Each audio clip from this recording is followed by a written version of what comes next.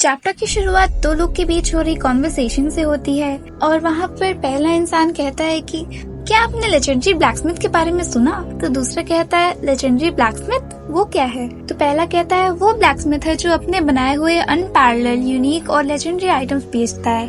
वो सच में पैसों का बहुत भूखा है। तो दूसरा वाला कहता है कि क्या आपको लगता है कि सिर्फ कुछ ही ब्लैकस्मिथ्स हैं?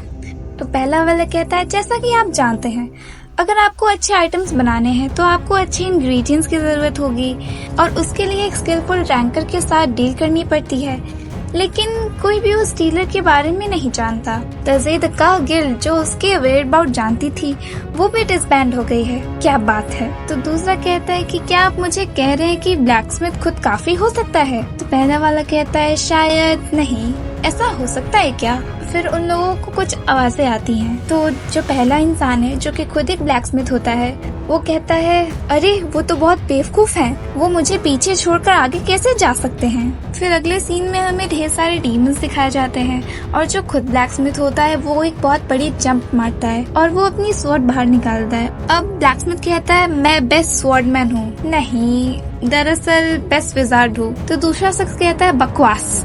तो ब्लैकस्मिथ कहता है तो फिर सच ये है कि मैं बस कौन सा चुनूं? एक ब्लैकस्मिथ जो पर्सनल स्टोरी रखता है, यही है मेरा चौथा फेलियर आइटम।